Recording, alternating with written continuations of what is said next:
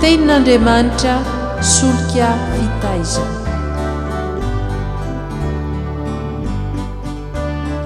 Fandaharana atolotry ny radio Teny fiainana miaraka amin'ny fikambanana hira sy filazantsara.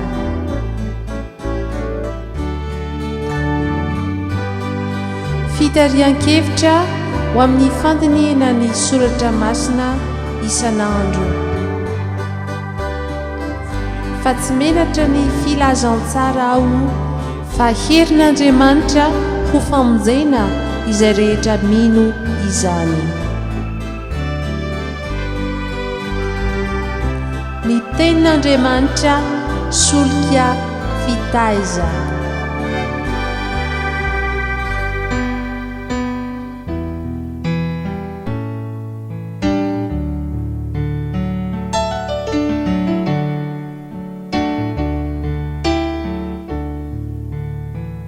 Ny tenin'Andriamanitra Solika Fitaiza.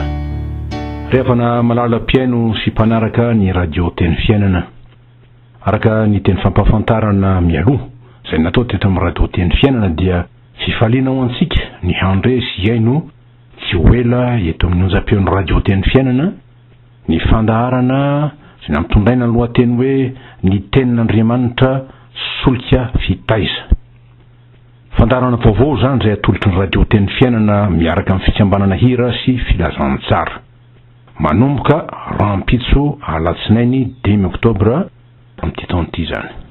Koa dia fifaliana anay tompony andraikitra ny tondra fanazavana momba izany fandaharana vaovao izany izay aompantsika amin'ny reto andinika-hevitra manaraka ireto.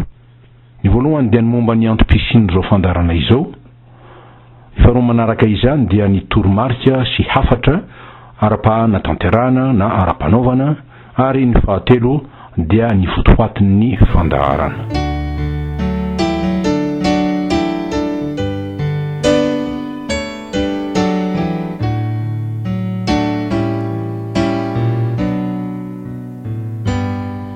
Ny momba ny antom-pisian'ny fandaharana. Ny anaran'ny fandaharana atolotsika araka ny efa nampahafantarina ary ventesina raha lazaina mihoatra ny ray aman-dreny dia ny hoe ny tenin'Andriamanitra Solika Fitaiza. Raha raisitsika raha-baky teny sy amina fipianana andavanandro zany, ny Solika Fitaiza dia milaza zavatra sarotra isarahana ary raisina tsy tapaka na hoanina tsy tapaka satria iankinan'ny aina sy ny fahaveloman'ny olona. Koa dia hoarina amin'ny Solika Fitaiza ny tenin'Andriamanitra. Mailazana fa mitondra zava-tsoa mahavelona izy ho an'ny olona. Zay tena ilain'ny olona raha teo dia hery asana, jiro manazava ny lalana sy ny atao, eny fanafody aza ho an'ny fahasalamany to izay atao amin'ny teny vahiny hoe huile essentielle. Tandrisa azy indrindra ny fanambaran'ny ohabolana manao hoe amin'ny anaran'ny tompo fa aina ho an'ny mahazo azy izy ary fahasalamana ho an'ny nofony rehetra. Ohabolana 2:4-20. Manaraka izany dia voalazako fa ity fandaharana ity dia fitarian-kevitra ho amin'ny fandiniana ny soratra masina. Fa izay mandinika ny teny no mahazo ny heviny araka ny teny apôstôly tamin'ny Timoteana ny ara-panahy manao hoe diniko izay lazaiko fa omen'ny tompo fahazavan-tsaina ny amin'ny zavatra rehetra ianao. Timote 2:2-7 izany. Koa ny zavatra rehetra ambara eto indrindra dia izay lazain'ny tenin'Andriamanitra. Ary ny mandinika dia tsy hoe mahazo ny hevitry ny teny ihany fa mahazo ny aina na fiainana avy aminy koa.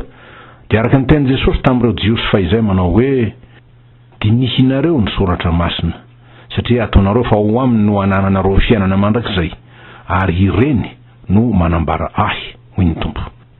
Janona 5:7-7. Araka izany dia zavatra telo lehibe no vokatra azo randraina sy raisina avy amin'ny fandiniana ny tenin'Andriamanitra. Ny vokatra voalohany dia ny hevitry ny teny na ny sain'Andriamanitra izay omeny fanahy masina, izay fanahin'ny fahendrena sy ny fahazavan-tsaina ary ny fahalalana araka ny boky Isaia 2:1.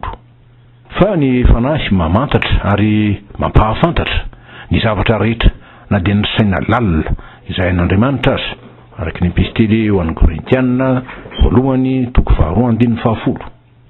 Ary marina fa sitraky ny tompo raha teo ny ahafantarantsika ny hevitra ny soratra masina fa hoy izy fa samy ahalala avokoa iry rehetra hatramin'ny kely indrindra ka hatramin'ny lehibe indrindra hoy Jehova amin'ny Jeremia toko 2:4-7 tapany manaraka na pi zany. Zany teny zany dia nanteran'i Jesosy tamin'ireo mpianany manao hoe tsy ataoko hoe mpanompo intsony ianareo fa ny mpanompo tsy mahalala izay ataon'ny tompony fa efa nataoko hoe sakaiza ianareo satria izay rehetra revo tamin'ny raiko no nambarako taminareo. Filazany tsara an'izao toko 5:20 fa 5:20 tapany 2 zany. Ny vokatra 2 andrandraina avy amin'ny fandiniana ny tenin'Andriamanitra dia ny fiaina ny tenin'Andriamanitra izay omena antsika dia ny fanahy ny teny raha lazaina araka ny fanambaran'ny tompo manao hoe ny teny izay nolazaiko taminareo izy Jesosy dia fanahy sy fiainana amin'izao toko 4:17 zany. Ka zanatsoratra evokely manoratana azy ato amin'ny baiboly malagasy fa amin'ny dikany teny frantsay kosa dia hita fa zanatsoratra lehibe zany hoe ny fanahy masina no tompona amin'izany izay tao amin'i Jesosy. Ny fanahy masina no miteny sy manambara ny tenin'Andriamanitra mivantana. Io fanahy io no lazain'ny profetoly amin'ny epistely ho an'ny Romanina hoe koa fanahanaina izay nanafaka ao izy tamin'ny lalan'ny fahotana sy ny fahafatesana. Romanina toko 9 zany ny andininy 2 amin'ny epistely Paul io. Ny vokatra 3 andrandraina dia ny tompo izay tompon'ny teny dia Jesosy Kristy tenin'Andriamanitra tonga nofo niseho sinoana tamintsika fa izay araka ny teny Jaona apôstoly izy koa no mbola te hiseho sy honina amintsika mba azotsika miteny tahaka ny Jaona manao hoe hitanay ny voninahiny dia voninahitra miendrika ho an'ny lahy matoa avy amin'ny ray sady feno fahasoavana sy fahamarinana. Jaona toko 1:4 zany. Ary dia amin'ny fahafenony no andraisantsika rehetra koa dia fahasoavana anampy fahasoavana ho voninahitr'Andriamanitra. Raha fininana riavako ny tanjona kendriny indrindra amin'ny alalan'izao fandaharana ny tenin'Andriamanitra Solika Fitaiza izao dia ny ahatonga ny tsirairay ho tafahaona amin'i Jesosy Kristy tompo. Andreny feony dia ny filazantsara izay herin'Andriamanitra ho famonjena izay rehetra mino. Romana toko 1:20 zany. Ary ny hahatonga ny tsirairay ho lehilahy lehibe tsy azo orongosona amin'ny finoana dia olona mahafantatra izay inony araka ny Paul tamin'ny Timoty hoe fantatro izay inoko. Timoty 2:1-2 zany. Dia izy vavolombelona miorina ambony vatolampy izay tsy orongosona mandrakizay Jesosy Kristy tompony finoana sy mpanefa azy izay tsy miova omaly sy anio ary mandrakizay. Voalaza mazava amin'ny Hébreux 13:15 zany.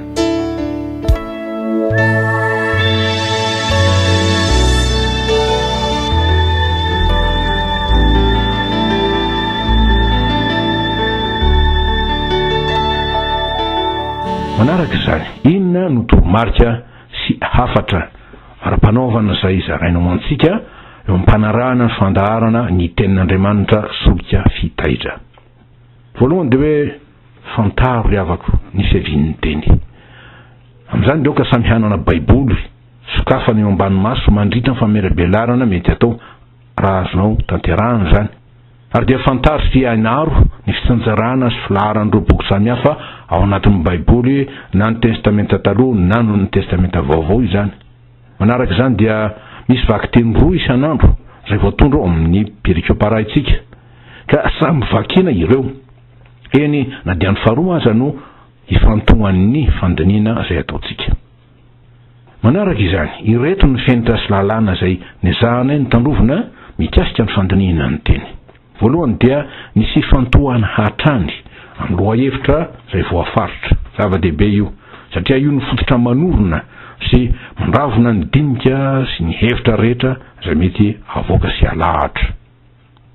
Manaraka izany, tandrovina ny fahazavan'ny hevitra sy ny voambolana izay ampiasaina araka izay hita ao amin'ny teksta. Dia eo ny fahazavan'ny konteksta, nasehatra ara-tantara sy ny antony nahatonga ny teksta na ny teny zany. dia ny fahazavan'ny fandarana raha teo izay tokony ahitana ny fitohizan-kevitra amin'ny zavatra rehetra voalahatra sy ambara hatramin'ny voalohany ka hatramin'ny farany. Ary ny fiainatra farany dia hoe mandray ny lesona avy amin'ny teksta izay ny mpanjinina, ny fandiniana izay natao, ary indrindraindrindra miezaka ny hampiatra izay lazain'ny teksta fa tokony atao. Miaraka amin'izany fitondran'izany amin'ny mambavaka mba handraisana ny herin'ny fanahy masina, fitondrana amin'ny mambavaka ny afatra ny tenin'Andriamanitra, ary koa ny fanatanterahana izany araka izay tondron'ny tenin'Andriamanitra izay nomena antsika.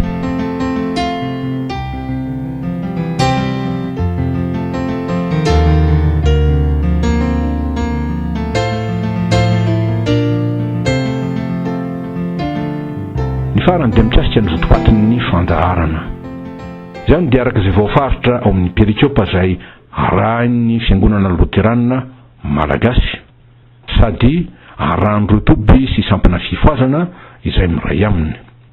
Araka izany, ny mansoditsika hodinina dia ireo andiny soratra masina izay voalahatra ho amin'ny 3 volana farany amin'ny perikiopa amin'ity taona 2024 ity.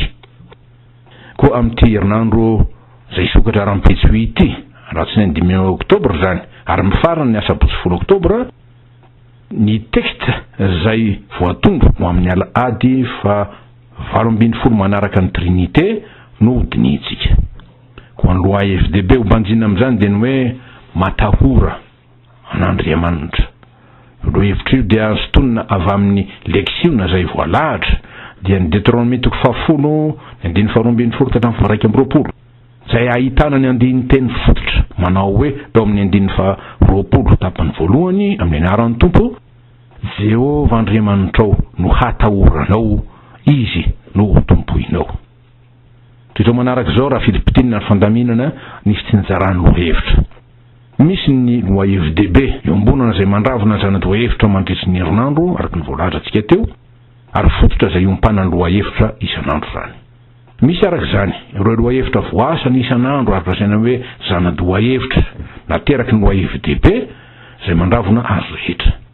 Ireo teksta voatondro amin'ny perikiopa dia manaraka ny lahara-pahamena amin'ny fanesy hatrany, ka ny leksiona no voalohany ho amin'ny andro voalohany alatsinainy, ny epistely ny faharoa ho amin'ny andro faharoa ny talata, ny filazan'ny tsara ny fahatelo amin'ny andro fahatelo ny alarobia. Dia mifanisy hatrany zany araka ny faharan-kevitra izay mahamety ny amin'ny andro 36 amin'ny herinandro.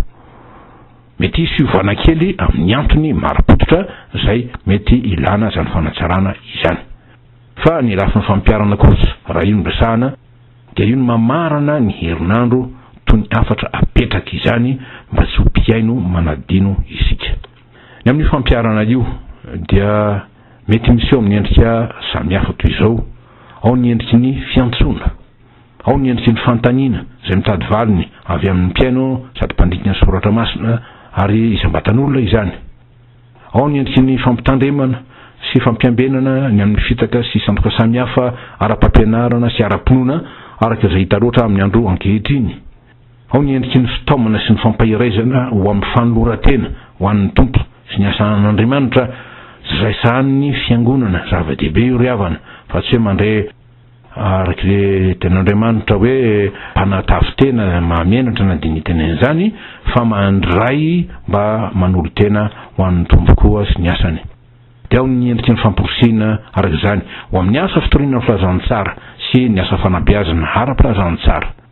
Ao ny endriky ny fampiomanana rahateo ny amin'ny fiverenan'i Jesosy Kristy Tompo, mpamonjy izao tontolo izao, lohan'ny fiangonana, lohan'ny mpiandry, andraindrayntsika rehetra zany. Ary hamehezana rehetra dia ny endriky ny fampahirezana ho amin'ny fijoroana vavolombelona sy ny faharetana amin'ny finoana sy ny fitiavana ary ny fanaovana asa tsara ho voninahitr'Andriamanitra mba tsy hanatsinitsika amin'ny andro fiavian'ny Tompo. Amaranantsika azy dia ny lafiny pratika. Ny perikiopa rahantsika miaraka amin'ny fitaran-kevitra fohy zany isanandro dia azo jerena ao amin'ny tranokala na site internet www.flm7.org veritsika ndray www.flm7.org. Ary azo afarana maimaim-pona amin'ny adresy email madanet MADANET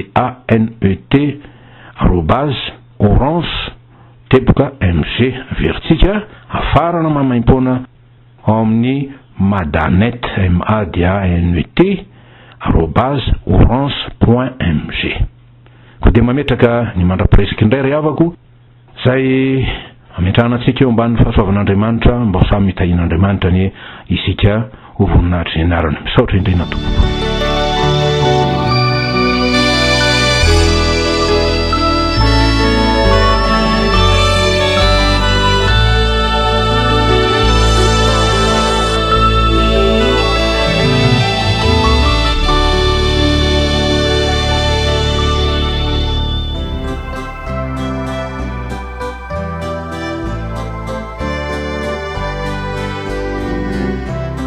Ny tenin'Andriamanitra Solika Fitaiza.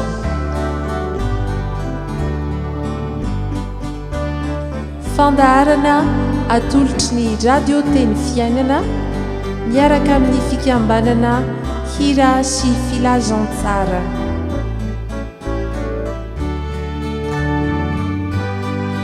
Fitarian-kevitra ho amin'ny fandiniana ny soratra masina isan'andro. Fa tsy menatra ny filazantsara ao fa herin'Andriamanitra ho famonjena izay rehetra mino izany. Ny tenin'Andriamanitra Solika Fitaiza.